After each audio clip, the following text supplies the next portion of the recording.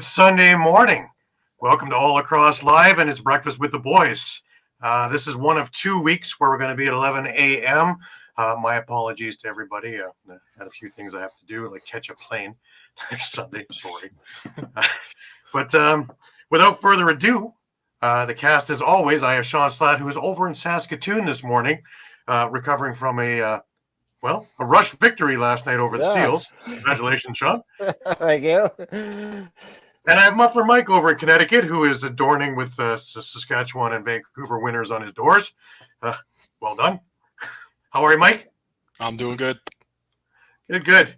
The Rock, they came away with a big victory last night, clinched first overall as well. We're a happy bunch here today. And, of course, Mike has a chance to watch Albany this afternoon, or this evening, 5 p.m. Eastern. Close enough. Down a morning in Saskatchewan. Well, yeah, man, it was a great little weekend, and more to come. Just before we get rolling, just a reminder to everybody that all of our shows, where are you guys? There you are streamed live across Facebook, Twitter, YouTube, and also Twitch, and you can catch all the action on elpsports.com. There it is.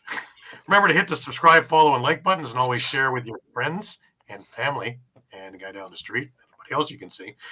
Please enjoy all of our affiliates. Lots of things for lots of people. More shows coming all the time, including we've been promoting a great little thing that's going to be on in the morning starting in May. So Edge of Philly is where you want to be, elpsports.com. You won't want to miss anything there. If you have missed a show, no worries. You can grab all the podcasts, all the major podcasting companies, which include Amazon, iTunes, Google Play, TuneIn, Stitcher, Spotify, and so much more. And you can catch it on the EOP YouTube page at EOP Sports. Or if you're looking for our stuff in particular, you can go to the All Across All the Time YouTube page, in which there are retro games, fights, interviews, press conferences, and a whole lot more, and more coming all the time. So please give us a look there and put a subscribe down. You can stay up to date with all sports by visiting elpsports.com with great articles from our huge staff of contributors. While you're there, please subscribe to our newsletter. Well, there's a little bit of news going, but before we start anything, we got to get the ball rolling. There it is. All kinds of fun this morning, guys. Sorry.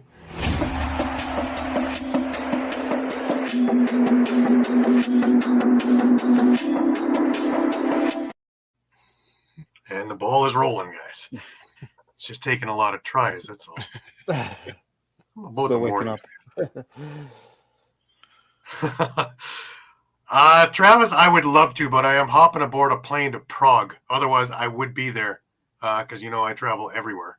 But I would love it, man. If so happens you're in the playoffs, I pencil me in. I will find a way to get there. I may have to start walking earlier in the week, but I will find a way there. Shawn will pick me up at the airport, I'm sure. Oh, yeah, of course. And, of course, we got Eduardo with us. Morning, Eduardo. Morning, Eduardo. Good to have you with us. Yeah. Awesome. Yeah, definitely, man. It was a lot of fun, and I only had a 45-minute drive this week, so it's just, it's funny? When I'm going to Albany, and it's 5.5, 6 hours, and you're driving and there's like 40 minutes left and you're going, gee, we're almost there. I hop in the car and it's it's about 45, 50 minutes to get to Hamilton, and it's like, geez, this is a long drive. Schematic idea. Just like I can't figure out when the traffic comes to a stop and there's nothing going on. And then it all goes again, a minute and a half later, you're going at regular speed and there's nothing, and there's no exits, and there's nobody adjusting their luggage in the side, and there's nobody with a flat tire. Why did we stop? Did we just want to gaze around and look at that part of the universe for a minute? Like, why? Happens all the time. I have a lot of time in these field trips, I ponder about things. Mind wanders a little bit, Anyways, we're talking about, fandom and trips. Well, one of the guys, of course, I've talked about him before, Ross McLaughlin, who was really, him and his family were fantastic with me in San Diego. Well, picture of him and his son, who's going to be a future NLL goalie at some point. there they are in San Diego, but they made the pilgrimage over to Saskatchewan to watch San Diego play the Seals in Saskatchewan go at it. And there they are in the first row, his wife and himself. And of course, at the San Diego bench, pretty good seats, I would say. But that's a 14-hour drive, guys. I want to talk about fandom. Yeah. That's fandom, man. That's to the extreme. That's, I've flown all over the place and driven all over the place, but 14 hours in a car for a game, that's extreme. Kudos to you, man. Well done. Well done. And, sorry the Seals didn't win, but, we'll get into that in a few minutes. But a few other things that went on, just briefly. Just a reminder that the McDougall third annual charity day is coming up. It's July 6th at the Rock Athletic Center. Junior A game at 3, celebrity game at 6. You want to be there for that 6 o'clock celebrity game. You want to be there for the Junior A game too, because it's going to be an awesome game. But the celebrity game usually has a lot of big names in it from yesteryear and from now, as well as some NHL guys and a few other people in there, some celebrities also. It's just an amazing event. I think it costs $10. It's definitely worth your time. There's beer garden, live music, there's food, there's silent auction, 4 to 10, usually some great stuff in there. So you want to get over there. It's for a great cause, for kids. So you want to do that. The Bandits, well, they're catching fire at the right time again, guys. They clinched. That's number 5 and number 6 because Halifax clinched also. Only 2 spots left, Mike? Yep. With only 246,811. Yeah, it's a mess still. The league put out something like there was still 37,000 something amount of possibilities before the weekend. Now, I know it's reduced by at least 50% since 2 of the 4 spots are gone, but there's a lot of different scenarios. Yeah. We'll get into that in a bit. Yeah, I was gonna say, I believe after the after today's game, it drops to 256 total possible. Only 256. So Matt's with us. There we go. This finals on a dog invitational tourney, 12:45. awesome. Nice. From Blue Sasquatch on YouTube. Oh yeah, man! If you have some opportunity, I'll turn that on myself. Can't wait to watch that. Yeah. Not a Braves versus CTC Elite. Looking forward to that one now. That's awesome. I was wondering what I was going to do before the Panther City game. Now you got something on tap. There you go. Yeah. All right. Well, what does it look like when a team sells out their arena? Man, it's Bandit Land again, eh? 19,000 plus for last night's game. Isn't that awesome? Excellent. Toronto had 11,000 plus at their game, and it was loud. And they had to open up the upper bowl, and it was great. Biggest crowd of the year. It's been ramping up, actually. So, bing, bing, bing. I think it went to 9, 10, now we're at 11 and change. Playoffs should be awesome, especially knowing that they have home games. They're able to market, and they were marketing last night to 11,000 fans, as well as I've seen it all over the internet. So let's hope that keep it up, because playoffs are notoriously hard on the home team because you only have a week to get these tickets sold, and usually even Bandit Land attendance drops off for it, unless of course you're trying to win the championship. Then it was 18,000 in there, and you couldn't hear yourself think or cough or hum or anything else. You thought there was an earthquake because the floor was rumbling underneath you, which is a little unnerving when you're in the press box in the roof. Yeah. Long drop down. But it is what it is. But yeah, attendance is looking pretty good. It looked pretty good in Saskatchewan too last night. That wasn't too bad. I mean, I've seen bigger crowds, obviously, but those championship years, you're going to get 15,000. It's tough to beat a sellout, right? Yeah. But for what's been going on over the last couple of years, that looked pretty good to me last night. At least what I saw on the NLL broadcast. Even Vegas looked good, but Vancouver was another one that's every week seems to be getting more and more traction. So, that's great news. It also proves the point that when you put it on TSN and ESPN, people see it. Hey, I want to go, and they go. maybe all those years of me standing on a soapbox, jumping up and down like the strange little man, maybe something's actually coming about. But we'll see. A couple of them milestones. Chris Corbeil, he played in his 200 game last night. Now, he's had all kinds of injuries the last couple of years. Otherwise, this would have happened probably last year. But that's great news. Great news. And he's looking great, man. He had a great game last night. He looked like Corbs of old. Yeah. And the Rock defense just was stifling. Corey Small. We talk about how much run and gun and shooting he does. 500 career assists. Actually, 502, I think. I think he got a couple assists after he hit the milestone. And a friend of mine, Ripper over in Rochester, Craig Robzinski, well, his 400th consecutive NLL broadcast. That's impressive. Wow. Yes, absolutely. Absolutely. I love Ripper, and been listening to him since way, way, way back, and just fantastic. I love the way he calls a game.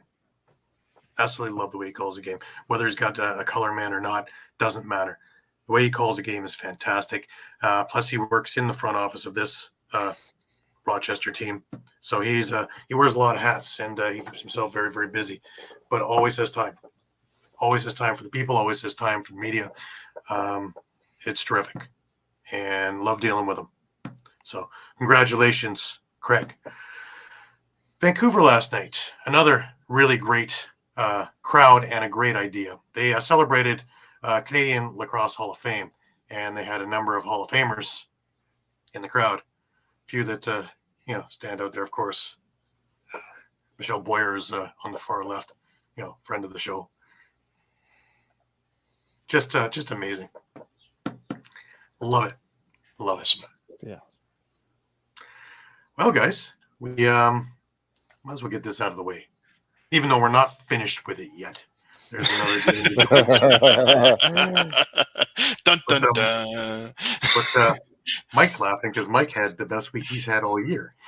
So far. Even if he didn't win today, and he better win today because I have the same pick as him.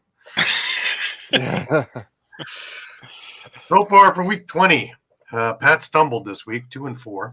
Gary and Mike at 5-1. Shawn and Eduardo batting 500 at 3-3. Looking at the log jam here, Eduardo is sitting at the top, 77-49. Gary and Shawn are tied at 76-50. Pat is at 75-51. And Muffler Mike is working at that 500. It is attainable, Mike. Oh, it's there. It's right there. If Mike decides to pick with the group and not try and make things happen in the last week, he'll be over the 500 mark, and his prediction will be true. But if we're looking at today's game, here's the interesting fact, guys, is that Mike and I have Panther City as our picks. Everybody else has Albany as their picks. If Panther City wins, Gary goes up to the top with Eduardo. If Albany wins, Shawn goes and goes number 2, and Gary sits in number 3. And be tied with Pat. And Mike moves one step closer to 500. Panthers to win. Yeah, that's the milestone. That's the one we're all going for. That's the one we're going for. Yeah, 500. You guys are winning make this it thing. 500. Well, there was a time there where it didn't look attainable, Mike. Yeah. Well, and now you're there. Took a few risks. Took a few risks this weekend, and they paid off. So did I. I was with you, man. We both went 5-1. In fact, if Colorado didn't go to sleep with Tyler Carlson in the second half, it would have been a 6-0 week. So, yeah, Colorado. But anyways, with the Rock winning yesterday, they clinched first overall, and they have home field as long as they're in the playoffs, which is good for all of us in the Ontario region. I had to dig this one out of the archives, so I found my 2002 Rock Championship. Yeah, had to blow a little bit of the dust off of that one. I found a 2011 championship one also while I was at it, and the ring. So, yeah, found a lot of really cool stuff as I was searching this morning. Productive morning, I hope I have to clean all that up now. Because, when you put a lot of stuff, it gets buried. So you don't go forever. But anyways, why don't we get through some of these games? We had 6 up to this point and 1 later. First one on the docket was Friday, and that was the Wings stunning the Mammoth. I had the Wings. So did Mike. Philadelphia rides 5-0 first quarter to emotional win over Colorado. I don't know why that's more emotional than some of the other ones. It's on the road. Emotional would have been if they did it at home. Yeah, they've been good on the road. Don't you think? Yeah, I think so. Yeah. But why don't we take a look at the highlights of this game, and then we'll come back to it, because it was a bit of a strange one, and Colorado lost Dylan Ward in this game, which would lead us into the second game they played this weekend, goalie by committee. Anyways, here we go. Right, and you talk at my first goal of my career, was here in this arena against Philly. Or the nice inside pass, pick and roll, nice dump over the right shoulder there. We'll see how effective this power play is yet again. There's another shot. Does that find its way in? It is a goal. Player who drew that in the back penalty. Versaterets with it. Work opposite side. Philadelphia cycling well now, and the shot goes in. Look it around. There's a shot. That's swallowed up. I believe that was Domney shooting it. Now another running chance. A big pick out of Edwards, and Garrison puts it home. I have to keep an eye on Connor Robinson. He left after the Zed Williams goal, holding his shoulder. There's Zed Williams putting it in after just talking to him. Within two. He tosses it up top. I also think, too, these teams, especially at this time, there's another goal. Resitardis has another one on the night. That one was a hop on the goal line with block that they want to initiate action. That's Jones. Resitardis trying to work it around now. He finds backside to Jones. Oh, what a pretty play. What a pretty play. Like he's no worse for wear. Now Bella has it. Bella up top. Quick spin from Kelly back to Bella. Bella looks to shot and a goal from Bella. I thought he was going to look to pass to McLaughlin. Shoots the ball. Colorado had a little 2-goal run to start. Now Philly's trying to answer, and they will. They will. Resitardis with another one. He's got the hat trick on. If you actually do get pushed as a defender, your momentum is going forward. That was a nice give and go to Eli. And now the ball's going to go in. Garrison, I think, thought he was rolling it back to Carlson. Now we've got McLaughlin out there. So we did see some physical play out there. As John said, there was the request. And despite having someone on his back, he's going to get it off to McIntosh. McIntosh on a slow trot. There's a shot. That hit the big stick head there of Tyler Carlson. And it's Leclerc grabs it and goes and dumps it in. Carlson making a 2-goal game. Again, if you don't know the playoff scenarios, and they can be a little bit tricky, as Connor Kelly goes in, shoots, scores, hat trick, natural hat trick. Well, and Jamie, you don't want a game getting out of hand either. This has been, don't worry about that right now. McIntosh, I believe that's his hat trick goal. Surveys what he has going on in front of him. Physical play on Jones, but he's still got it up top. There's a shot. I think that was McIntosh from up high. For not allowing the runs. We keep talking about it. Jones getting ready to work out of the corner. You're going to get some pushing and shoving in front. Push it and shove his way to another goal for Jones. All right. Well, takes in this thing. Oh, thank you, Don. Yeah. Thank you very much. Thanks for tuning in. Thank you for listening. Awesome. Takes from this. Mine personally, like I'd mentioned in my pick'ems, is I thought we'd see a much more high-flying Philadelphia team, and it's exactly what we got. It's funny when you have nothing to play for, the pressure's off. But I'm also seeing a lot of movement, which I'm wondering why this didn't happen earlier, between Mitch Jones and Resitardis and a few other guys, McIntosh, and they're trying different things and moving around and not set shots and outside shots and quick sticks and a few other things that work for everybody else. I guess it didn't hurt that for them that Ward got hurt and Carlson went in, because that little roller in there was a gimme. But you know, I guess when you're going well, everything goes your way. Yeah. Yeah. Yeah, that was an odd goal. I think what happened was I think Carlson thought he had it trapped in his equipment, and that's why he kind of froze up. So Right. he wasn't aware of that that it had actually rebounded, and that kind of led to it rolling in. But I'm gonna just slightly disagree with your assessment that they had nothing to play for.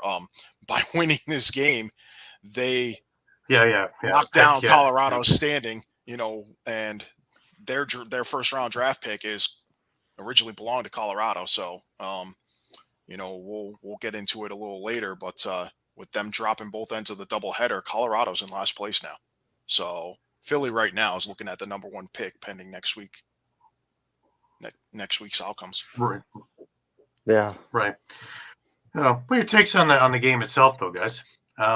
The high flying Philadelphia Wings. Obviously, if you're a fan, you Haven't wished said it that all happened a year, lot man. sooner in Yeah. the season. Well, But that's what I'm saying. Is like, why couldn't this have happened earlier? Well, Because, it just doesn't make sense that, at the no, end I of the have to year, agree with you, Gary. with this kind of offense, this kind of firepower, this should have been going on all year. Yeah, I was gonna say I completely agree with you, Gary. There's enough talent there. Let them be creative a little bit out there. Yeah, exactly. It just doesn't make sense to me. And, goaltending wise, it looks steady. At least for there was about a 4-minute span there where it was like, what? yeah, and I mean, Mike? few of those goals when when it's 1-on-1 and it's 50-50. That's when if Higgins isn't making that save, you've got to pin that on the defense for blowing an assignment, Yeah. more so than Higgins. But in So some ways, I mean, they only got outshot 51-48, so it's not like Higgins was facing 60, 65 shots this time around. true. So Another I big thing.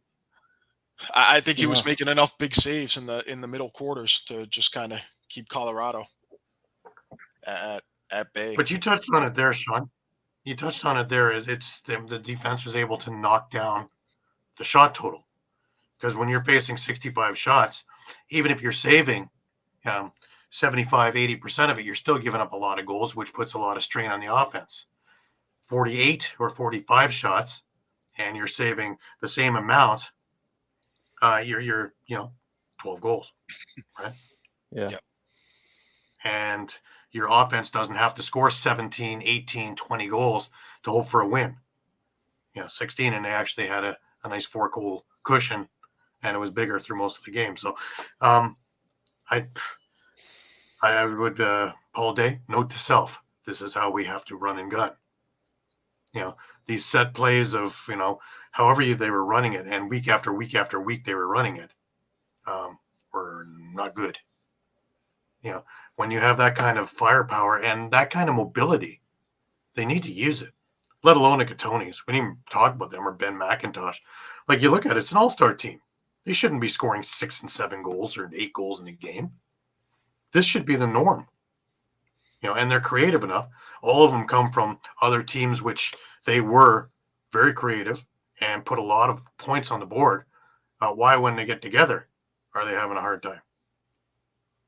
Other than the Dutch soccer analysis, all these stars and only one ball, right? Yeah. Right. Everybody wants to be the star, so nobody's helping each other.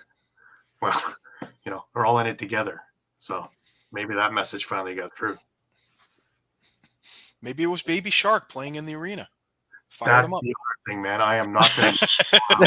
Well, I said, When we it saw plays for Colorado half the score game. during his Baby Shark, so maybe that's the key. They need to keep playing Baby Shark. Keep playing it, right? They already play it for 32 minutes of the game. It's the only thing I know that's on repeat. No other song repeats. Not good ones, not bad ones. Just this one. Oh. Next thing you know, the video will come on in the screen, where the shot clock is. Just to cherry on the Sunday. God, week in, week out, The only thing more perfect is if you put that Baby Shark song in a Georgia broadcast. Now we're talking. Yes. Now we're talking. That's good watching. Anyways, let's move on. We go over to a filled up KeyBank Center, and we have the Buffalo Bandits and the Calgary Roughnecks, and Calgary needed to win this to stay in the playoff hunt. Fraser shines with 4 goals. Cloutier adds a hattie as Bandits clinch a playoff berth in rowdy Bandit land, but you can call it rowdy Bandit land basically any time. But 19,000 plus, I think 19,010 or something crazy like that. That's just awesome. And I imagine now they know they're in the playoffs, off go the tickets, and got to get them while they're hot.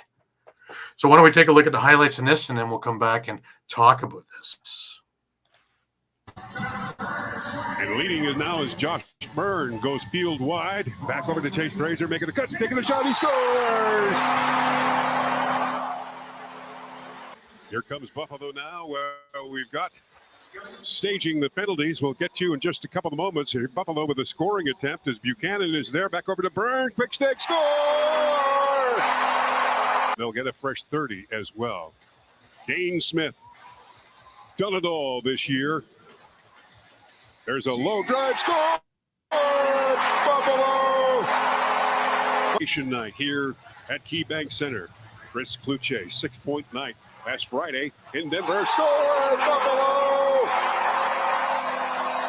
And back charge, Priolo will leave it, and the ball will be picked up immediately by Zach Courier. And storming out the front door, score! Calgary off the stick of Tyler Bass. Just a breakdown on Buff Byrne. Fraser. There's a shot behind the net over to Buchanan, twirling back out. Fraser with a drive, he scores!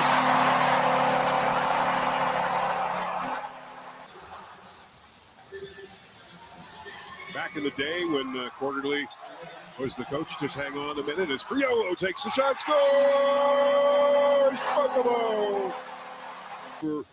Byrne with a setup over to Nanticoke, who scoots out. Despite being hampered by a defender, now the Byrne, he scores!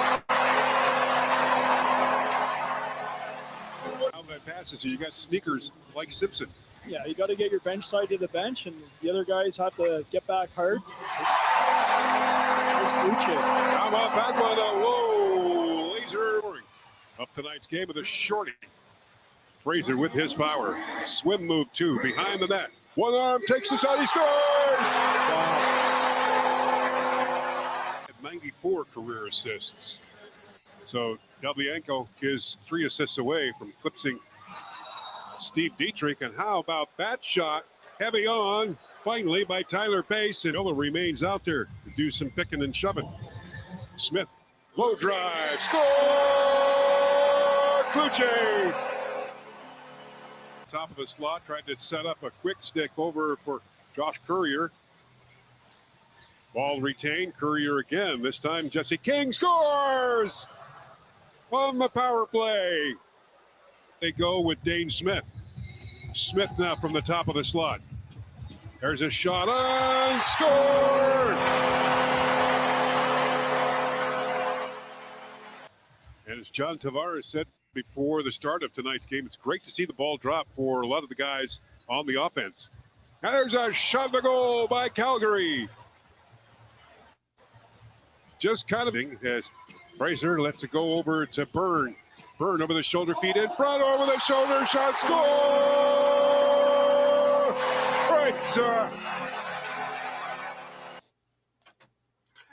Well, here's a quick take on this. Just before we get in there, this is for Pat. Thank you, Dusty Edwards, for that.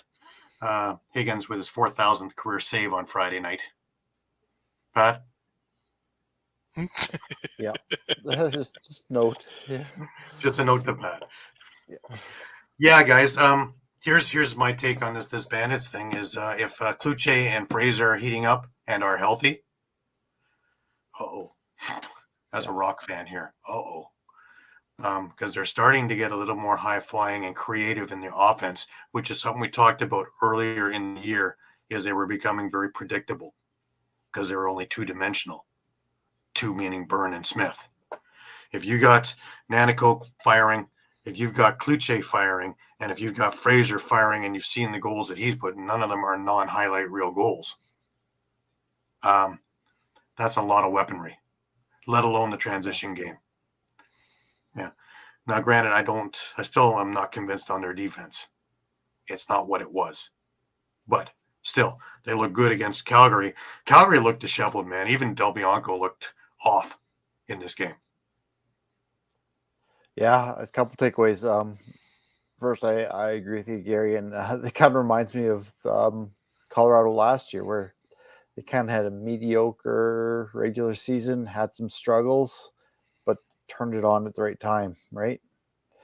And Yep. as for Calgary, I mean, you can't spot the Buffalo Bandits a 4-0 lead early and expect to get back. Maybe that's why you're disheveled, because now all of a sudden you're down by 4 and you're again gripping the stick a little bit tighter, trying to force things to get back into the game.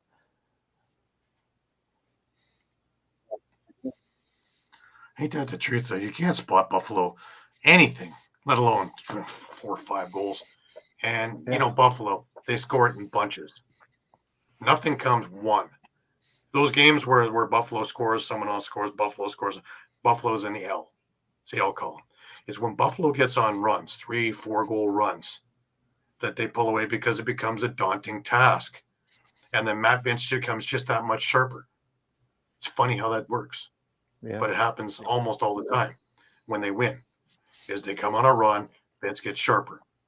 Those 1 goal, it's almost like he loses his attention when it's 1-1, back and forth. When they start going big, he just seems to get more focused. Yeah, Calgary's first goal wasn't until 23 minutes into the game. So Yeah, you can't do that.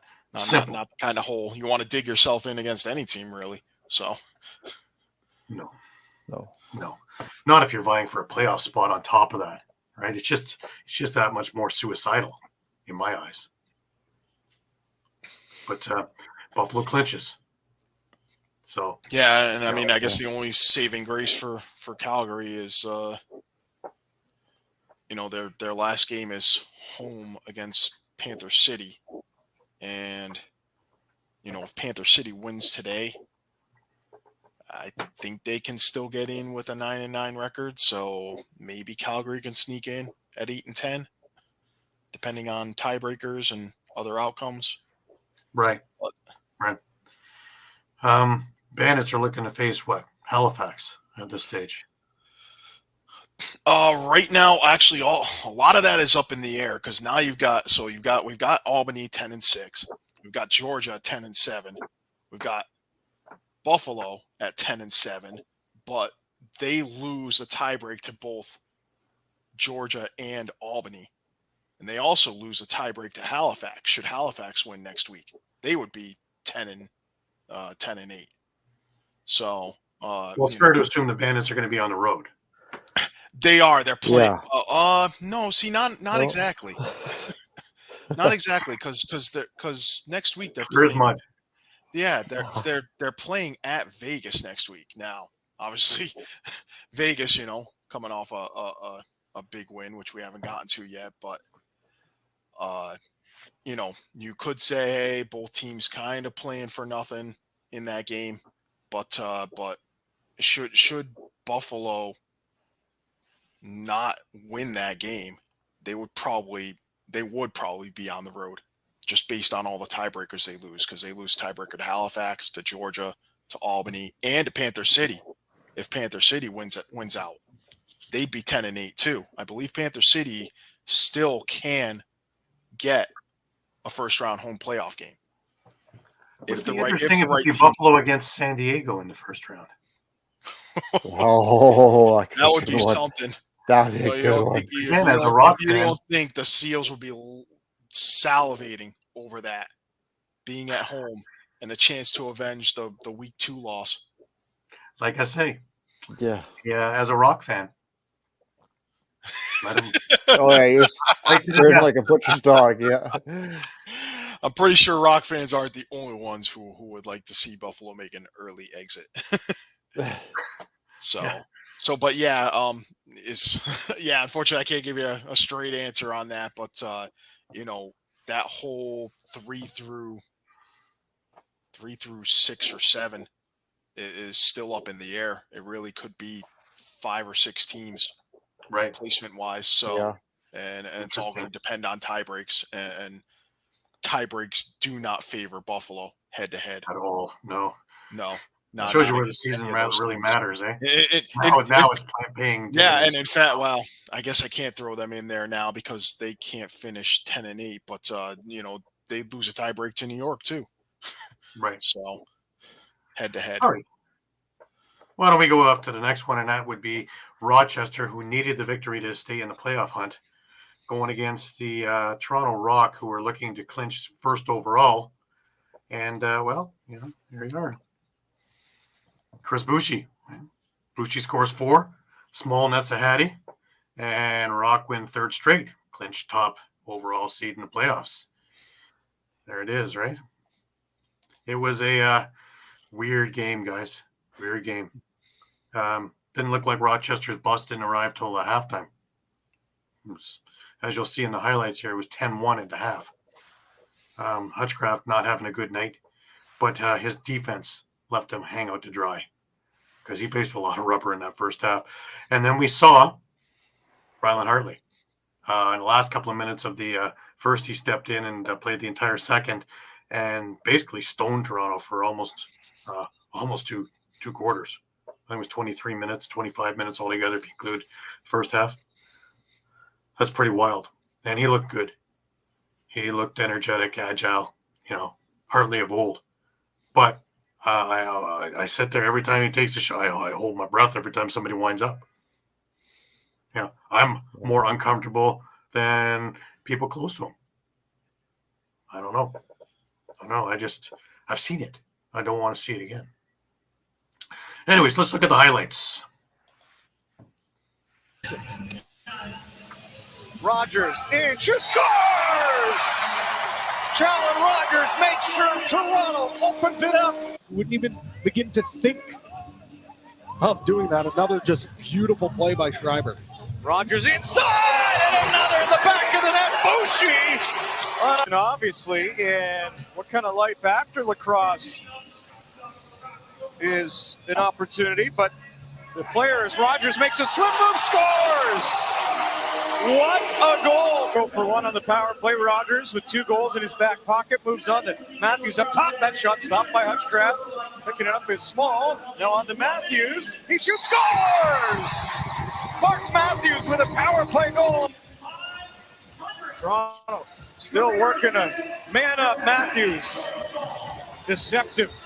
Behind the back, Rogers on the doorstep. Quick stick, Small scores! Corey Small, his turn on the power play. Fresh 30. 3.5 remaining in the 5-minute major. Toronto just dialing it in. Some weak knees for Rochester. And Small scores to make the Nighthawks pay.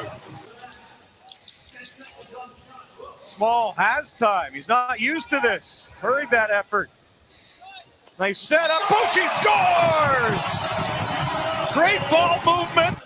Toronto with 2 defenders stuck on the floor to Stu and Weir. We'll look to see if maybe some defenders have the green light to stay and play a little bit. Water scores! He was close earlier and makes the most of that play for the Rochester Nighthawks.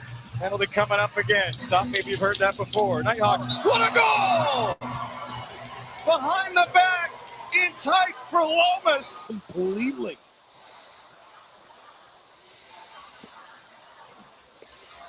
Rock working it up, then down. Schreiber shoots, scores! Backer running out of time for the Nighthawks to shoot. Steal there by Cree. Empty net to shoot for. Brad Cree trying to bring it home. And he does with a little dazzle.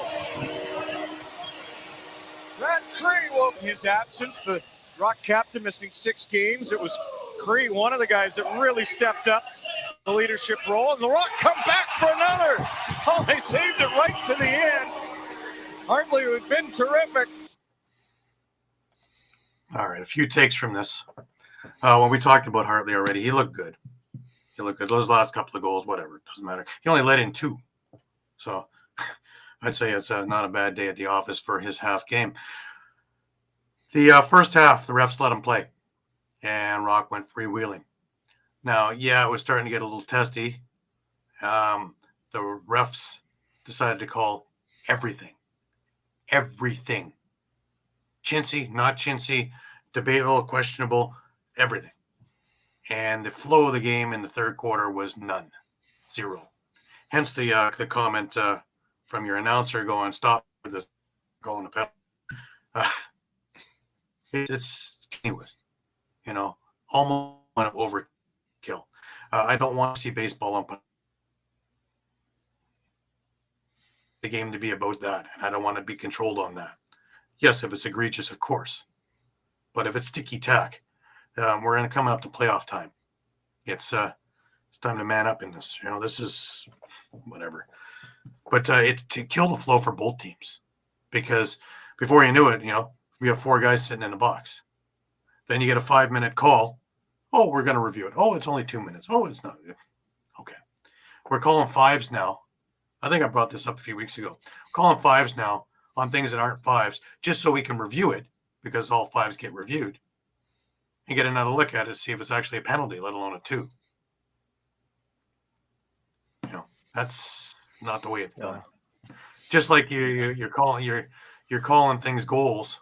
Now, it didn't happen in this game. Calling things goals that are questionable because coaches can challenge. Problem is, when it's inconclusive, it was called a goal, so it stays a goal. Now, Mike, we had another one of those plays that we talked about with the Panther City, Georgia game at the very end with somebody going through the crease. Dan Craig had a goal called back because Mike Hazen was smart enough to see it, that Craig went through the crease, ball came out, was passed to him, he scored from behind the net, and it was called back. Good call. Good sight by Mike Hazen to see it, and remember that Craig was ran through the crease and then was the next guy to get past. Yeah, if I had to if I had to make a wager, I'd suspect that that'll be a point of emphasis at the off-season competition committee meetings. Yeah. That they'll probably have refs focus on. Hey, keep an eye on who's running through the crease and whether they're the next to touch the ball. So. Yeah, because like I say, it's a few times I've seen it now here, and totally makes sense when I hear the call and the challenge. But overall, Toronto looked great in the first half. They just threw everything at them, and then playing with a 9-goal lead. Again, you're playing one just to keep sharp, not to get hurt, and basically try and kill 30 minutes. And Rochester, with that much on the line, was flatter than a pancake. Connor Fields had 3 points. Ryan Smith had 2 points. It's not going to get it done. You're Not not going to get winning it all. No. Scott Waters had 2 points. So You're winning nothing when you're putting up 6 goals. You're winning nothing. Now, Nick Rose, like another performance, given up well under 10 in this one. Is there any question that this guy should be goalie of the year this year? Any? 14 wins. I would hope not after After he's off from a regularity. yeah, Tied last Patty night. O'Toole, for the night was a third in the all-time list of wins. There really is there shouldn't be any discussion about him being goalie of the year. Even all the Rose haters all over the place for some reason. I don't even know why. And is he agile now? He's a hell of a lot more agile now than he was 10 years ago. That's all it is. Yep. And he's locked down in those last few minutes when the games that matter. When you're up by 10, a few things will go here and there, but I didn't see any cheapies go in on him. Plus, I saw a lot of guys try and dunk from behind, and all of them were just bouncing off his back and bouncing to the corner.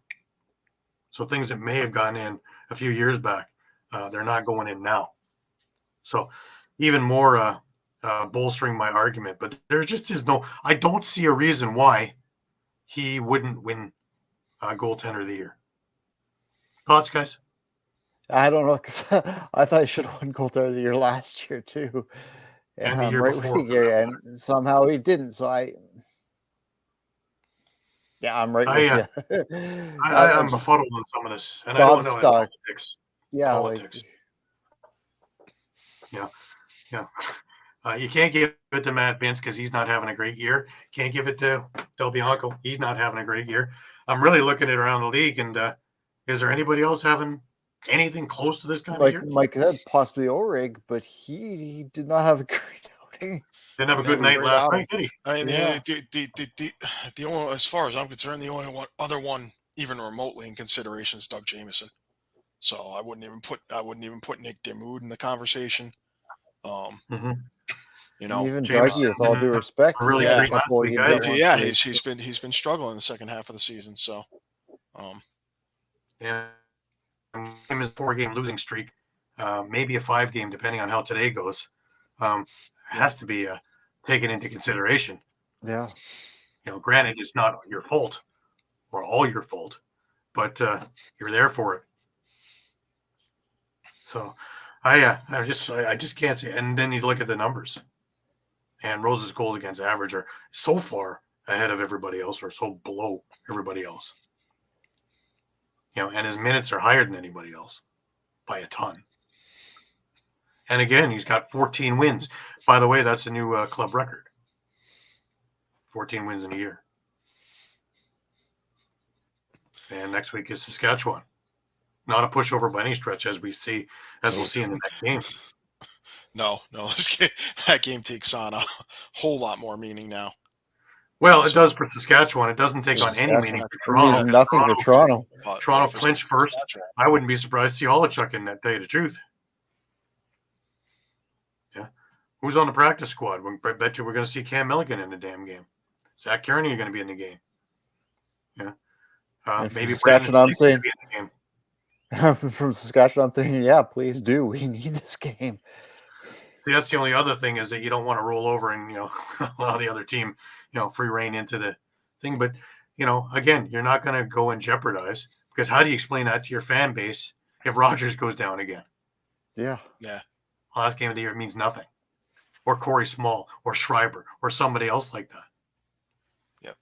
Now, granted, teams that were more notorious for being a little bit cheap, I'd be more concerned with. Saskatchewan doesn't have that reputation. They're just good players. So, I'd be a little bit more relaxed on that one. However, things happen, right? Anyways, let's get to the Saskatchewan game, because it was a barn burner, man. I had it on in the car on the way home, so I was listening to it as radio until I got home and watched the end of it before I flipped on the Colorado game. But wow, man scores 5 to lead the way and keeps Rush's playoffs hopes alive. Well, we talked about New York goes as Teat goes. Saskatchewan seems to be going as Mans goes. When he was slowing down, so was Saskatchewan for that matter. But let's have a look at the highlights. We'll come back with the game. You're with each other. Outside look is Dunbar. Flip it. Berg all alone, and he scores.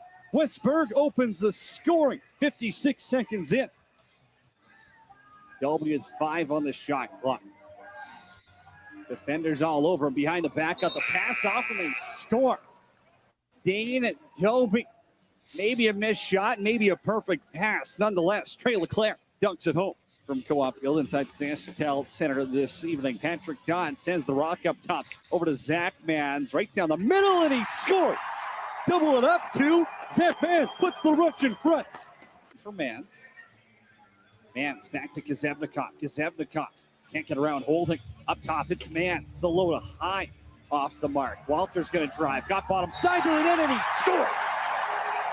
Clark Walter hits the turbo, and he's got 18 on the year. Transition. The Rush are going to run it here. Boudreau finds Smith. Smith loaded high, scores.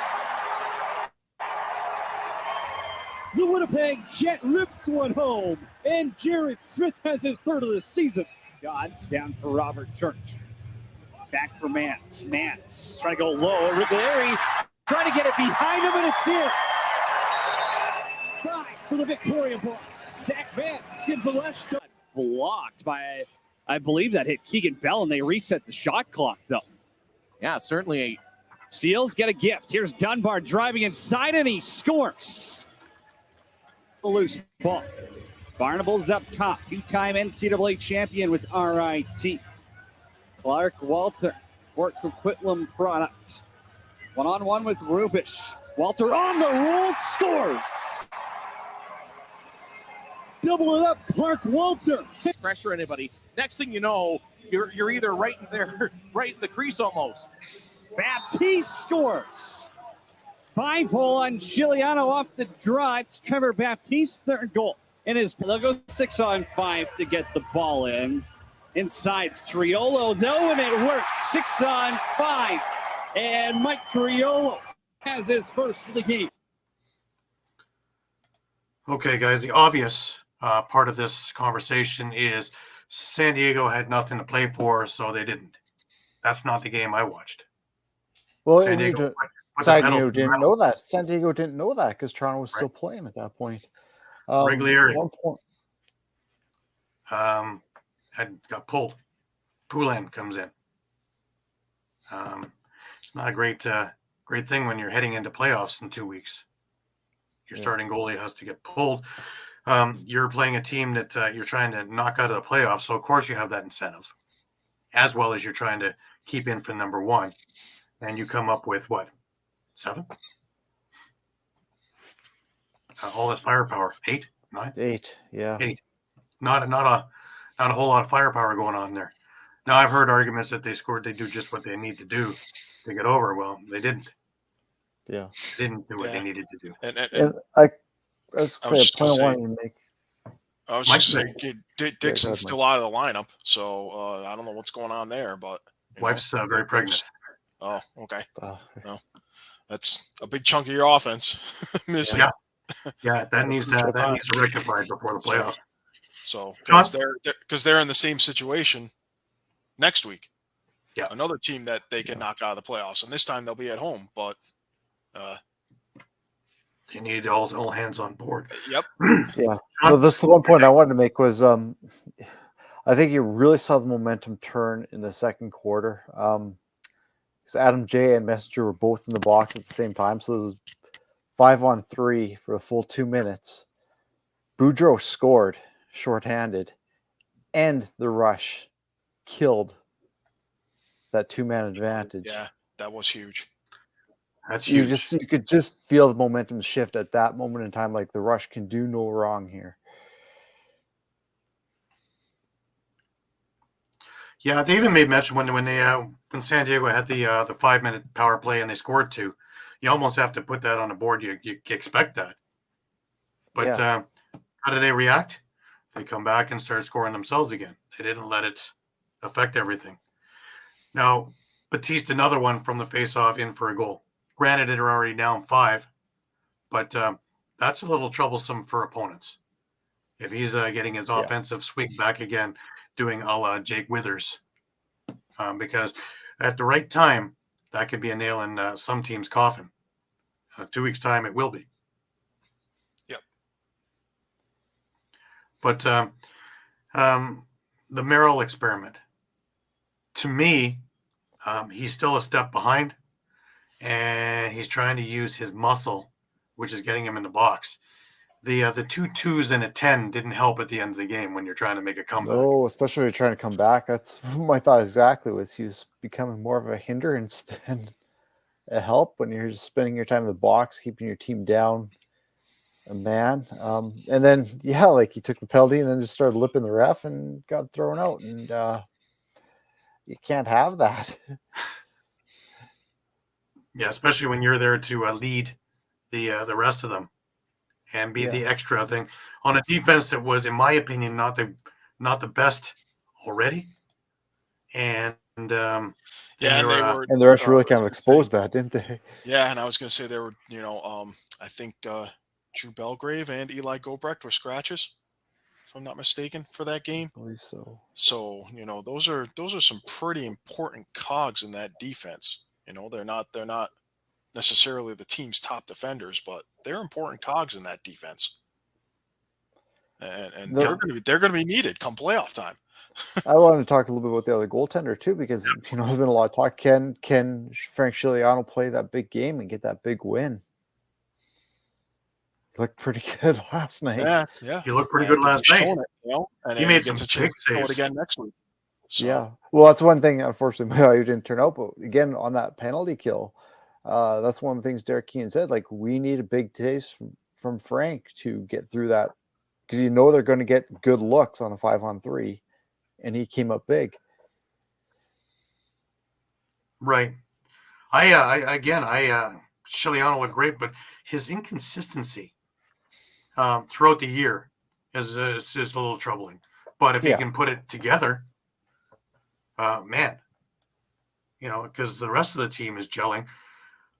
Since Keenan's come back behind the bench with Quinlan, whole different team, isn't it?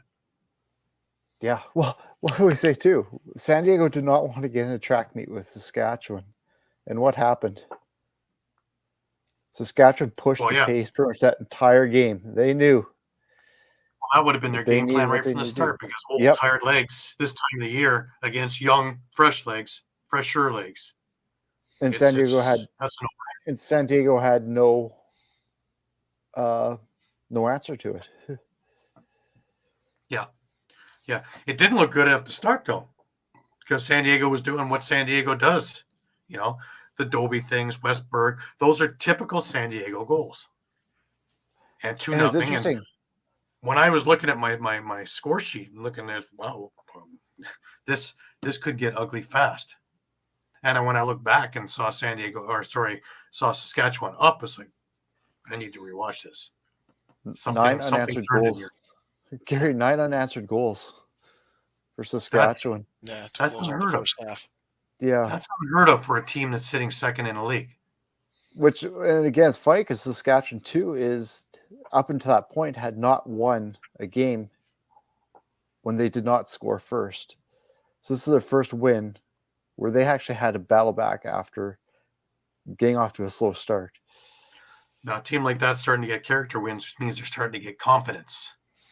And confidence can, that can hide a lot of other things that are happening underneath. So, it makes up for a lot of iniquities. Confidence is everything when it comes to this, especially this time of year. And if they can start trusting in the goalie, in Scigliano, look out, because that means the offense gets that much more freewheeling. They're not that apt to want to go back and have to feel the need to play second goalie, sixth defense. That's they can go do what they're supposed to be doing. And guys like Triolo certainly have taken to that. Boy, that's the thing, right? Like, much as maybe some will disagree with me, but that's a dangerous offense the Saskatchewan has. Even if you take away, the Churches, the Keenans, and the Mans, Kuzmenkov has showed he can score. Next rung of guys. Clark Walter has been playing unbelievable last couple of weeks. Yeah. Triolo. This has been the Keenan thing and the Quinlan thing, is these guys need to learn under these guys and get their footing. Now the confidence thing, well, you don't have to worry about Keenan or Church or them getting confidence. They have confidence. They've been in the league forever. When you start getting the Clark Walters confidence and those guys in Triolo, now you have something. Well, that was the interesting thing about last night, right? Church had 0 goals. Yeah. And they still won. And they still scored how many? Yeah. 13. Yeah. Without Church's assistance. Finding the net. Yeah. That's scary good. Yeah. And I got to say, I like on that power play too. I like when they put Mike Triolo up at the top. That I think that's a stroke of genius to have a guy that size run the point. Because he can easily distribute. He can, Well, look at the How shot. many? How many of those goals have you seen from him with that overhand shot that just You have no Triolo one, and Mans. no one and can you have stop. two No one cannons. can. Two Yeah. cannons out there with Triolo and Mans, let alone the finesse with Church and the finesse with Keenan. And then you're talking again, Clark Walter and a few other guys in there. It's like, holy, there's a lot of talent Yeah. there. But like, I mean, we talked about it at the beginning of the season. You know, we thought Derek Keenan was going to be the guy to figure out the right role for Mike Triolo Mm-hmm. in an NLL offense, and he has, and it's paying dividends. Right. So And my this is, question, again, I repeat what I said the last few weeks. This is an offense that's still waiting on Levi Anderson. Yeah, so that's going to be something. Yeah. now, one more time to go to San Diego and Chris Wardle, 1 goal. Was it worth the move? Was it worth the roster spot? More so. Well, probably with Dixon out, they were probably looking for him to fill that hole. Yeah, I would say. Well, I would. Maybe though? I would no. add. I would add to that. Do we know the situation with Mac O'Keefe? Because No. I think Yeah. there's if I had to guess, there's something going on that he needs to be back east, and that's why he's not playing. And it wouldn't shock me if we saw an off-season deal where Mac O'Keefe. Shouldn't we have seen it over at the trade deadline? Because that would have helped you. Maybe, but if you're a contender, why are you going to trade for him if there's a possibility that he's not playing this year anyway? True. Yeah. True. Why But you gonna you lose know, draft capital I over look up and playing? down the lineup here. I just have their stats in front of me, and you know, Westberg goal, 3 assists. Dunbar had another great game, and he's since the Toronto game, he's come into his own. A couple of goals a game. He had 2 goals, 2 assists in this game.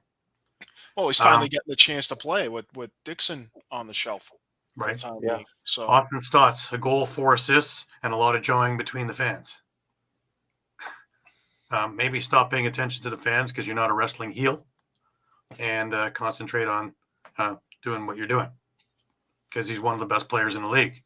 If he's focused, he's a liability to his team if he's not.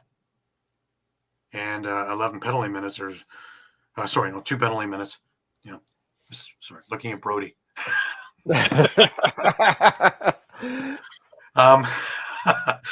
Austin had 2 penalty minutes, so I can't get him on that one. But you know, if he's focused, and I've seen him laser focused, and he's unstoppable.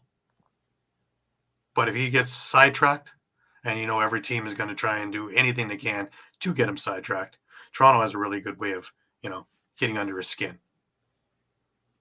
So, and the teams in the playoffs, they're going to spend that little extra to get him going.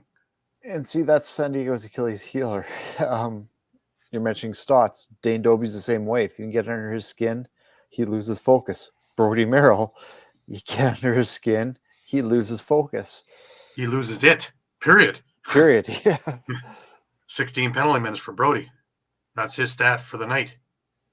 Yeah, no goals, no assists, no nothing. Yeah. And a lot of it in the leadership. If you're leading that way, you're not on the floor leading. And I know that 14 minutes came with 2 minutes left. But it's the play leading up to that also was sloppy. When he's too busy worrying about someone hitting somebody, and then he's got to get his face in there, you don't need to. They're all big boys. But Dobie, a goal and an assist. Jake Govett, nothing. Trey Leclerc, goal and 2 assists. These guys need to be the ones with the 3 and the 4s up there. San Diego has the talent to blow teams out by 5 and 6 goals. The excuse has been they're doing just enough to get by. They need to put it in another gear. I watched it with other teams, is that if you play that way, when it comes time to put it in the gear, you don't have that gear because you haven't done it all year. When I was teaching, I told my students, you play the way you practice. That's the truth. Under pressure, that's exactly the truth. Case in point. And I feel, again, going back to that point of losing focus, is the San Diego team is a team where once they start getting down, again, like you mentioned, Gary, they lose focus. They start taking dumb penalties, penalties that could be completely avoided, and it just snowballs, right? Right. Now they can make me a liar and they can come and win by 12 goals next week. You know, that would make things a whole lot more interesting come playoff time. I don't want to see them, honestly, for them to be where they are. I don't want to see them win by 1 goal next week, and I don't want to see them lose next week. I want to see them what they can do. You know, that way there's no excuses in the playoffs, win or lose. No excuses. Yeah, after that game almost ended, you can't really sit guys just because after that performance, they need to. Well, they got to make sure that all the gears are working. Yeah. And if they're not, they need to find a way to get them working or find some other gear to get in there, because it's getting 1 more week. That's it. Then we're playoffs. Then it's a put up or shut up. And I don't know how things will be in San Diego if they have another one of those freak first round exits, because they were stunned through all summer with the exit last year to a team that actually made it to the finals, almost won. In Colorado, who got hot at the right time. Does that happen again? Yep. And the beauty of the series, right? Well, being in second place, they're probably going to be playing a team that's, going to have them in playoff mode for a month. Yes. Yep. Because they had to play the top of their top to get into the playoffs. And honestly, even if it's, wouldn't this be a heck of a game? Them in Halifax, a team that's Halifax, that's very similar to them. A team that's very similar to them in that when they start to lose focus, they start to take dumb penalties and they get unraveled. So imagine 2 teams with the same implosive type of nature going up against each other in the first round. Great game to watch. I don't know if you're a fan of it. You want to watch, but break out the NLL record book for most penalty minutes. Penalty minutes, yeah. Yeah, or it could be the most finesseful game you've ever seen. Yeah. You have to tune in to watch it. Let's move on, guys. We're going to want to go over to the Colorado, Las Vegas, and Vegas needed 1 more win to equal last year's total of 5-13. So they have a chance to surpass it because they pulled out the victory. They actually looked quite good in the second half of this game. Not as good in the first half, but Jack Hanna, man, some of those goals were just incredible. Hanna's 4 goals leads way to victory. Kelly scores 5 in a loss. I'm telling you, he's just a magician. He's a field guy, and he's just a magician when it comes to boxed. Another Tom Schreiber like guy, another Kieran McArdle like guy who's able to make that transition into box and not be hampered by it, where most haven't had that ability. Let's have a look at the highlights, and then we'll come back and talk to the game. Because of some of their injuries yesterday, and both teams, as Hanna rips one in, he has 2 early ones for the Desert Dogs. Vegas gets the quote-unquote offensive rebound, and Bertrand catches in. 3 in a row for the Desert Dogs. This is the 3rd ever meeting. The home team has won each of the first 2. Connor Kelly, 4th team in 4 years for him, and he scores. An underrated player in the league, according to his head coach. 2 former overall pick in Dylan Watson, and his growth during his rookie season. They don't want to let you talk, because we're going to have to talk about this Kelly goal as it's Dogs looking to find a way to claim some momentum back. And that might help right there as Jackson lays the lumber. It's a transition opportunity, and Reinhold scores! Great game with a goal. He's been electric recently in transition and shorthanded too, as Elliott has a great look for Jackson, and he connects. Pulling his way to the front, getting great looks, and that, quite frankly, has been missing. I'm curious to see if he's going to warm up. And the Desert Dogs respond. That is a goal, and it's Bison connect. My face when Nick said that there, because he might have made a couple decisions earlier in the year where you cringe a little bit as an O guy, but he's been great lately. Colorado, though, scores back the other way. Made a save. Kelly, Tyson Gibson exchange, and Gibson finds it. It snuck past Kells in the corner, and the player who... That one's free. Next one will cost you. I'm going to run away regardless, just to let you know. Well, I got your back. Appreciate it. Kelly has the top corner, and with abilities off and on this year, is on short-term holdout. Shot clock down to 5. McLaughlin whips a pass, and that is in the net. I wasn't sure if that was side of the net. Oh, that this is the way for sure Vegas wants to play. I mean, they would prefer the up and down because it's their best chance to score. That's what Coach Willie told us. And Hannah scores. Jack Hannah has a hat trick as well, but it's also Marvel's superhero night. So that's why you see the Spider-Man unis. Here is Hellier circling around. He shoots and he scores! Hellier ties the game at 10. Couple minutes that they've got. And in the past, Las Vegas has not been one of the better teams at generating extra possessions. That's the sign of growth. Oh, that's my! Behind the back! Spectacular! Woken rushing the other way. He forces Kells to make a save in a couple of really quick possessions in a row for Colorado. Here comes Jackson. Scores! Jumped him in the game. Substitutions at backup goalie Watson. Penalty time expires. McLaughlin triggers again. Phillips rebound try, and Kelly scores. Technically an even strength goal. The fifth man hadn't really gotten back out. All right. Just before we get into the game, Vegas made news also this week by announcing they're leaving the Strip and getting out of the casinos there, and are going to be moving over to Henderson. Their announcement was the Vegas Desert Dogs, city's professional lacrosse team, proudly announced today a new era with Lee's Family Forum as their new home venue for the upcoming 24-25 season, in partnership with Foley Entertainment Group.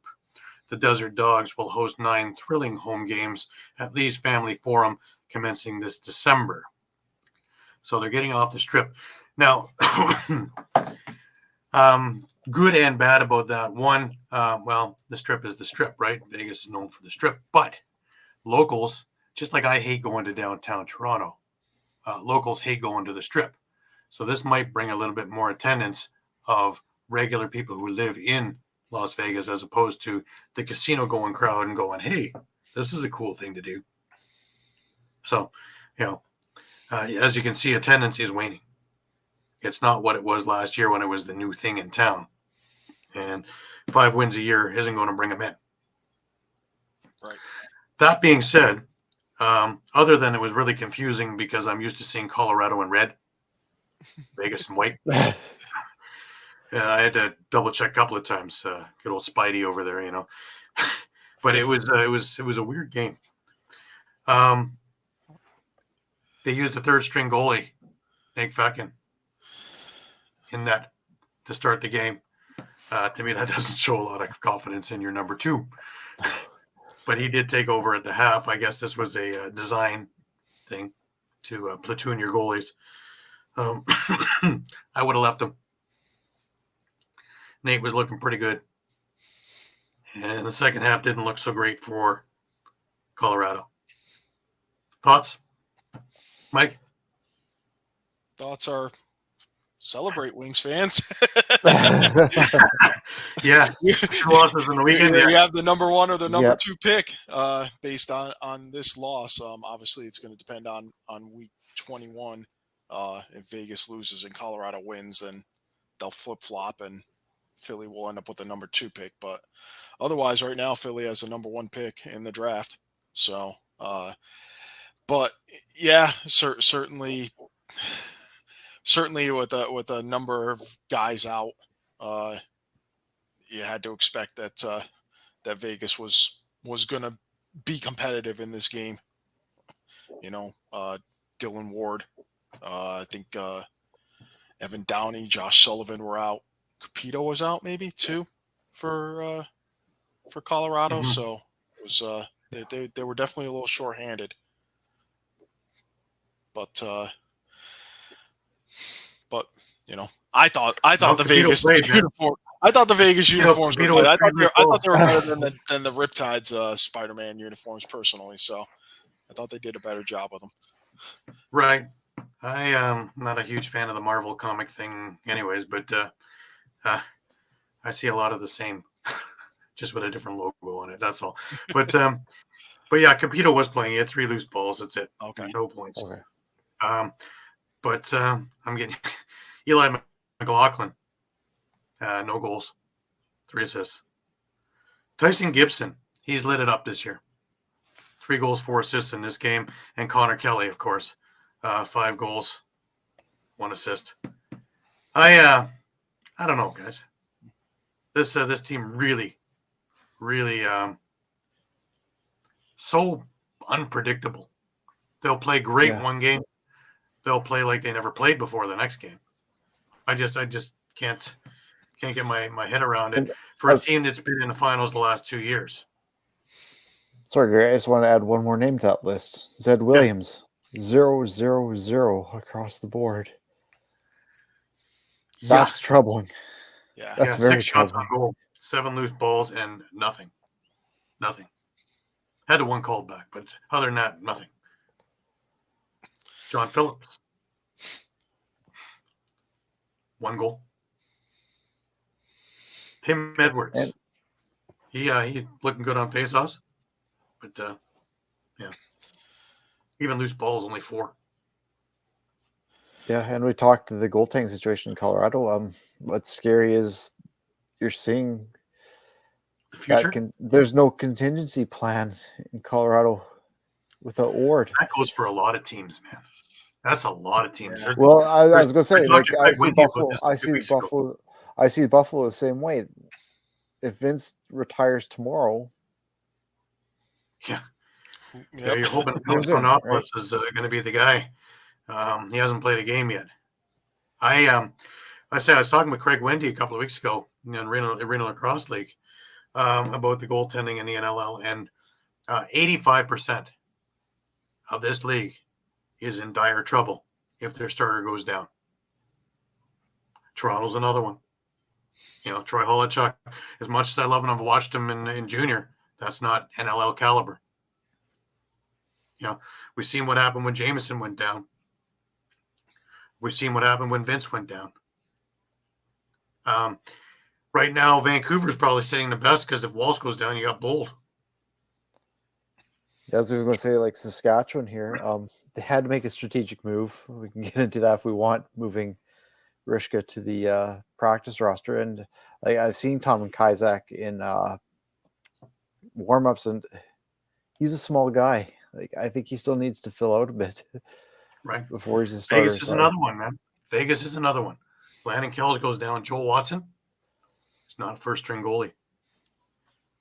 That's, it goes all through the league. New York, Dunkerley goes down, then what? It goes continually. I can go team after team, and there is no contingency. Philadelphia, Higgins goes down, and is Deacon not ready? Rochester, it's kind of like football, right? It's always kind of like football. Like, you can have a great first stringer, but he goes down, and you have just nobody's your second string. Yeah. Well, I say now that Hartley's healthy, or I guess healthy. Healthy-ish. Him and Hutchcraft as a 1-2 is not a bad thing. Calgary, if Del Bianco goes down, then what? San Diego, Poulin and Riglieri. If Riglieri goes down, is Poulin in that? We saw last night with Poulin. He looked shaky. He looked like a 38-year-old goaltender who hadn't played in 2 years. Well, there you go, right? They're supposed to be coaches at that stage, right? Yeah. So basically, Vancouver, Panther City, Halifax, and maybe Philly are looking good in that regard. That's about it, man. It is. And Rochester. And ironically, Philadelphia and Rochester. I could make an argument with Rushka. I could make an argument if he had Rushka as the backup in Saskatchewan. I mean, like I said, there's a strategic move because of free agency and stuff like that, and a practice roster thing with Thomas Kaiser. But that's pitifully low for what's down the pipe. A lot of the goalies that I'm talking about are close to the end of their careers. And they better figure it out soon. And I guess that's why I bring So- this whole point up, right? Is because Ward, depending on what this injury, could that maybe be it for him? Like you said, Vince, maybe. I would say Ward started be the year done. injured, and he's finishing the year injured, right? Or is this the catalyst for the folks Hashtag who trader. want him? Yeah, folks who want him trade. Hey, look, I mean, they're already looking towards next year. As much as we just talked about some of the not so great numbers from last night from the right-hand side, you're looking at Williams, Gibson, Kelly, and Ryan Lee on the right-hand side up front. That's not a concern for next year. No. No. Your left side, maybe it's a concern having traded Wardle, but I mean, you've got 2 40-goal scorers in McLaughlin and Robinson. So, it's not to say that there isn't more that can be added on that side, but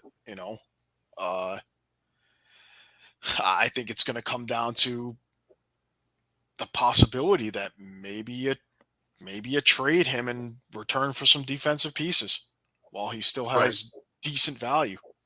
Yeah. And you just roll the dice on I think it's Fascine. I think that's how it's pronounced. Nate Facken. Okay. I think you roll maybe they roll the dice on him. Well, like you said, he didn't look too And bad in just the build first up half, the so defense in maybe front of him. you just let him work through it. 7 it's not goals, like- 34 it's not shots. like That's not bad. It's not like the defensive pieces that Colorado has been unloading have been absolutely vital or core players. They traded Jokum back. That was probably a geographical thing. The Dawson trade was probably a geographical thing. And hey, I'm not playing on a contender. It's clear. Can you send me to a contender, please? Because I might be calling it quits soon. And close to home, please.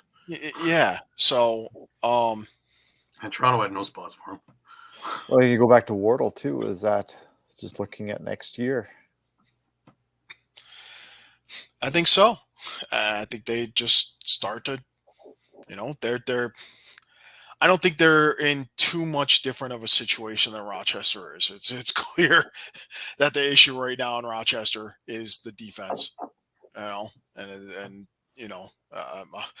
I'm almost tempted to pose. Hey, take the defensive personnel, pick 5, keep them. Unload the rest and start over.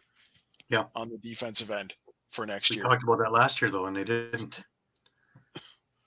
So yeah, you look at those successful GMs like Como and Keenan. That's where they start. They start building their back end first. For that one too, because the defense is stellar in Toronto. And he went out and picked up big pieces when it was looking not so stellar, and had a whole bunch down the pipe. Actually, got rid of a few because there were too many young ones. So, all right, we got one more game, but plus we have today's game. But Vancouver and New York, and a big crowd over in Vancouver. Great to see, man, from those empty arena days. Charlotte Beatties and Martel each score 4 as Warriors win their 5th straight, stay alive for the playoffs. This isn't by no means the team that started the year. This is the Malowski effect. Yeah. Oh my God. And technically, if the playoffs started today, they're the 8th seed. So yeah, pretty wild. Let's look at the highlights. We'll come back. Lane, and then a broken play almost results in another shot. Vancouver. Oh, McCully clip it over the shoulder. Went high over the crossbar. Delayed call on here now, and a shot scores. Sundown from the wrong side of the floor, put it off the bounce, and put it past Walsh. Getting 2 or 3 goals from a night, they would take it. Power play brought to you by RS Breakers and Controls. As ball will load and fire and score. That didn't take long. As he took his own net off the goal line, but managed to make the stop. And here come the Riptide once again. They might have numbers. 3-on-1, in fact. It's Brownell. Scores!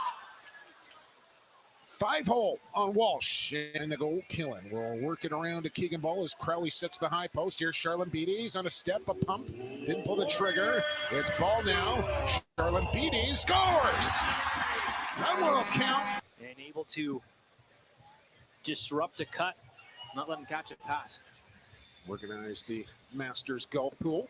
Scores! That one snuck through for killing. Here's Keogh. Matisse, Kiernan into the middle. And you know they're looking for 51, and here he is, scores! Set play works. Half here for Vancouver. He'll feed Crowley, who had Vancouver's opening goal here tonight. And he's got ball on the roll to the goal, and a kick stop rebound. Martel scores! Oh, he plucked it right out of the crease. And what you'd have to say is a patented Kyle Rubish check. Ball into the middle, got a little room, shoots it, scores! Well, you don't want to do that for Keegan Ball. 3-time champion, still as crafty as they come. Rochester, Colorado. Here's ball one more time, and Dunkerley goes post to post. Dunk attempt, scores! Vegas Desert Dogs are on the move as well, Brad. They're not leaving Nevada, but just heading down the road a little bit to Henderson in a brand new building. As Jeff Teat from outside scores. The righty. And that's why they switched benches, Brad, this year. Kowalski making that move to create those opportunities for Ball, but this time it's Charlotte Beatties with his own opportunity. What's the lock game here against Bowering? I expect that to be a strategy here for the Vancouver Warriors as well as Teat. An absolute snipe into the top corner to draft. And he said, no, this is where I want to be. Here's McCulley looking short side. Kid stop. Rebound. Dunk. And McCulley's got two. Right side of center as Walsh starts to make his way to the Vancouver bench late in the shot clock, however, as Martel trying to create late scores. Oh, Ryan Martel with a gem as he sticks it short side. Comes skip feed down to the crease, so Connor double clutched on it. Here's Teat on the drag. Flip it. Keogh! Clip it! Look at this. Look at that from Stephen Keogh. He did it again. Yep. A couple of interesting things, guys. Obviously, we've talked about it before. Ryan Martel has come into his own. But also, Brad McCulley. Coming from Buffalo. Took him a while to get adjusted, but he's looking great in their offense. He looks like he has much more of a role than he did in Buffalo now. Yeah, no, I mean, you know, not to get ahead of ourselves, but look at that left side potentially for next year. You get a full season of Charlotte Beatties, Martel, McCulley, and Lowen all together potentially. Wow, that could be something. Yeah, and they're all coming in strong. They're a lot more high flying. You notice that the passes are much crisper, and a lot more movement, which makes the defense shuffle around, which means they can't just plant a box and, you know, away they go. Yeah, and I think that's interesting that, you know, that whole left side is almost all those guys are, you know, you can almost kind of call them, you know, like hybrid type players where it's like one guy isn't just, hey, I'm the outside sniper guy and, you know, or I'm the off ball guy who's just going to, you know, pass and, you know, shoot very rarely. They all can pretty much do it all. You know, and you saw just in that clip, you know, several of them had dunk attempts, you know, cutting into the inside, you know, taking shots from the outside. So just a lot of versatility on that side. That's going to be difficult for anyone next year to be able to contain. Absolutely. It's going to be a barn burner of a finish. And, again, seeing the Vancouver arena, you know, mostly full. My God, from all those years of next to nothing in there. Wow. So, a few moves that they've made that have been gold. You know, one, of course, is bringing Milowski in there. Yeah. Two is moving them from Langley down to downtown Vancouver. Now, again, I'm not crazy about Vancouver or about any downtown, but this one, right on the subway line, right there at where BC Place is, Rogers Arena, Costco, right there. Across the street from the arena, Costco. But Vancouver uses their space wisely because what's on top of a Costco? A condominium on top of it. So when you go into the Costco, you want to see the support pillars in there. Holy. They're not just little beams like that. It took me off guard some things I saw in there and how to use space correctly and use every inch of it. Anyways, let's take a look at the standings. And Toronto is in front there, clinched first place overall, 14-3 with 1 to go. San Diego at 12-5, Albany 10-6, Georgia 10-7, Buffalo 10-7, Halifax 9-8, Panther City 8-8, Vancouver 8-9, and then it gets even muddier. Saskatchewan 8-9, New York is sitting at 8-9. Calgary 7-10, Rochester 6-10, Philadelphia, Las Vegas, and Colorado all waving bye-bye. 6-11, 5-12, 5-12 respectively. You were mentioning some of the possibilities, Mike. Yeah, obviously Rochester still is mathematically alive. They have I think a 1% chance. Yeah. if I saw that right. Yeah, it's obviously they have a doubleheader next weekend. But even if they don't win both, even a win over Georgia, does a lot of damage to Georgia's prospects so I think you have to, every game's important. We've been saying it all year. So you can't count some of these teams out. And even if it doesn't affect playoff seeding or clinching a playoff berth, it could certainly affect something else. Your draft position for the entry draft. So, but it's interesting also that none of these teams can really mail it in other than maybe Toronto and maybe San Diego. But San Diego had such a rough week this week. They can't mail it. Yeah, I can't. I don't think they can mail it in. Yeah, they really, can. I mean, they're home against Vancouver, and Vancouver, wants to. That Vancouver, I don't even think it's a situation where it's win and you're in, because they are in a similar situation to Buffalo, where I think some of the teams around them, they do not have tiebreakers on. They do on New York now, but they have a split with Saskatchewan, and I believe if they end up tied with Saskatchewan, I believe they lose. I think New York has a tiebreaker, don't they? On Vancouver? No. Oh no, it starts in Saskatchewan. Oh, Saskatchewan, yes. Oh yeah. If it's a three-way, it might be a little different. But if it's just two-way going to the common opponent's tiebreaker, Vancouver, I believe, loses the common opponent's tiebreaker to Saskatchewan. Yeah, and I believe they lose a common opponent's tiebreaker to New York as well. At the moment, I think it's very good. Yeah, because I was just going to say, like, just going off of Cody's tweet from before this week started, I mean, in Saskatchewan, you go 9-9, so you basically hold your own destiny. With Toronto, you have a good shot of making it. Looks like if you're going 8-10, actually it's going to be contingent on Calgary, because you get the tiebreaker with New York, Calgary, and Panther City, Vancouver, New York, Calgary, and Panther City, or Calgary and Panther City. So it looks like really they need to get in a multiple tiebreaker with Calgary at 8-10 if they want to get in. Right. Now that may have changed with how this, because there's only 2 spots left, but because it's funny how one win works. Like with Saskatchewan, I think they were a 21% chance. They beat San Diego. Now they're like a 42 or something. Like they doubled their chances. Yeah. Just for that one win. Like. Yeah. Well, I know they hold that. I know they hold the common opponents tiebreaker with Vancouver because they played twice and they split the series. You have to go to common opponents. Yeah.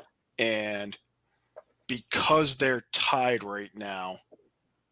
They're tied 1-loss record, but common opponents, I believe Sask is up 1 game. And they both have 1 common opponent left to play. So in order to stay tied in the actual standings, they would both need to have the same result, which means Saskatchewan wins that tiebreaker no matter what. Well, we all need to sit back and have a rock lax. Where's the turf monster? Yeah, what happened to Turf turf monster? monster? We now relax. Rock lax. Yeah, have one of those. If you're in San Diego, maybe a couple of these salties will do it for you. But, I prefer to have just a rock lax and kick back and watch some of the action. Where's the Czech Pilsner? It's coming. Come on, that's coming soon. Next week. Going on. Some Rebeski Cups to go with it. Don't worry. There'll be the 2024 Rebeski Cups to go with the 2018 through 2023 that I've got sitting here. Maybe I can exchange one for maybe a 2010 one or something. It'll float around there.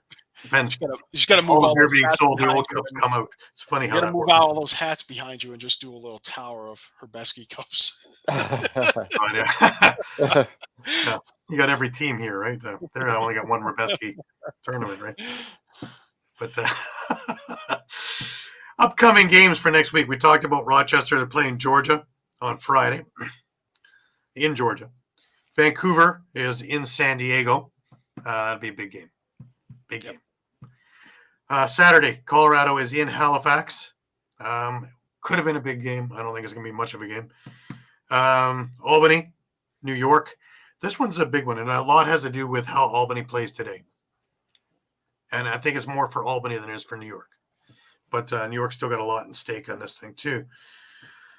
Panther City is playing Calgary. And again, a lot has to do with how today turns out. Yep. Toronto is in Saskatchewan.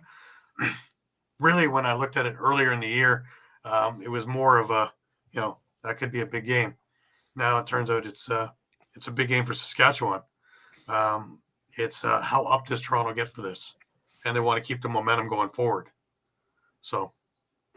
Yeah, and just to back up real quick with Panther City, I believe they are guaranteed to clinch a playoff with 2 wins. So if they win out, they're in. Yeah. So they're going to be playing. What I'm saying is they don't need help. They don't need to win out and need help to get in. They win today. They win next week. They are in. They don't win today, and then we have a whole lot of scenarios. Oh yeah, it's a lot. It makes things very interesting. Yeah. But I think they'll be playing for it coming because up today. Yeah, like I said, I think they still have a chance. If they win out, I believe there's a decent chance that they can get a home playoff game, believe it or not. Wow. It doesn't look like it right now because I think they're in 7th place or whatever, but they hold tiebreakers on Albany, Buffalo, and no, not Halifax. There's someone in there I'm missing. Georgia, isn't it? No, they actually, believe it or not, they actually lose the 3rd tiebreak to Georgia. Okay. They lose after, the common opponents tiebreak. They'd actually be tied if they win out. But the next tiebreaker's head-to-head goal differential, and they split a series with Georgia, and unfortunately, Georgia won their game by 2. Panther City won their game by 1. So they lose. You didn't think you had to go all the way down to the 4th one on there, did you? No, thank goodness we have not, and I don't think we will need to. unless there's like a situation where it's 3 or more teams tied with a 1-loss record. So this will be the hardest pick 'em. Yes. Yeah. Well, quite possibly. Yes. Quite possibly. But we'll see. Anyways, continuing along, Buffalo is playing Vegas. Still means a lot to Buffalo. Yeah, it means a lot for Vegas too. Yeah, that's a potential home first round. Yeah. If they win. And when you see Bandit Land, that's a big thing. For Buffalo, that's a huge thing. Yeah. Yeah. Oh, yeah. Mm-hmm. And lastly, Philadelphia and Rochester in the battle of, next year. Great level of parity is right. Yeah. I'm saying that all along, though. But this is incredible how it goes right down to the wire. And still a lot of things haven't been decided. Even if you're in the playoffs, you don't know where you're playing or who you're playing for most of these guys. And a good chunk of them don't even know if they're in. Well, guys, that was a hell of a week. It's been a hell of a year so far. Yeah. Yeah. And the best is yet to come. A reminder to everybody that we are on next week as well at 11 a.m. Eastern. And then the following week, I won't be here, but it'll be back to Sunday night at 9. Pat will be filling in the captain's chair. But my crew here will be doing the majority of the first round playoffs. And, stay tuned. This is going to be an interesting one. If I'm up at 4 a.m, I will be able to, type in a bit. Wouldn't expect any less. Yeah, of course. I'm going to get up at 4 a.m. What's going on? Got to keep my finger on the pulse of what's going on. A reminder that we are on Facebook, Twitter, Instagram, Thread, also YouTube, and eopsports.com/lacrosse for all your lacrosse needs. We have our finger on the pulse of the situation at all times. We are up to date with everything that goes on. We watch and most likely are at all the games. And that will continue along through the PLL, through the MSL, through the WLA, as all of that starts getting rolling in the next couple of weeks as well. Playoffs end here, and then the rest begins. So it's going to be a busy summer as well around here. We will have people all over the place with live reports. And Senior B, we will have recaps of all the games as well. So OSL, I have been in conversation with Joe Hiltz, the commissioner, and we're going to take care of that. And we'll be up on their site as well as ours. So it'll be there for your enjoyment and information. We work very hard to make sure you get all the information right up to date, right up to time, in real time.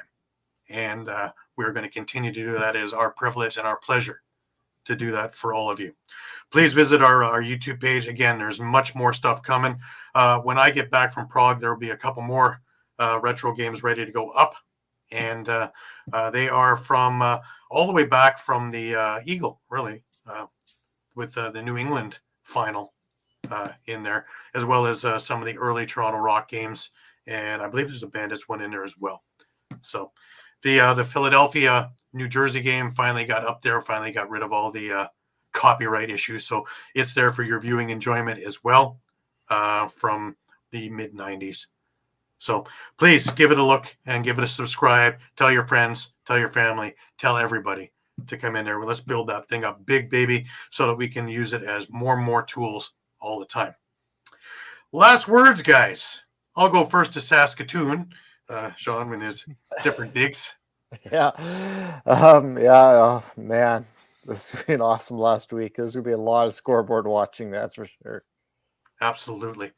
Mike, last words for this week. Yeah, so same here. It's definitely going to be interesting. We've been saying all year that every game matters and every game counts, and none more than today and next week.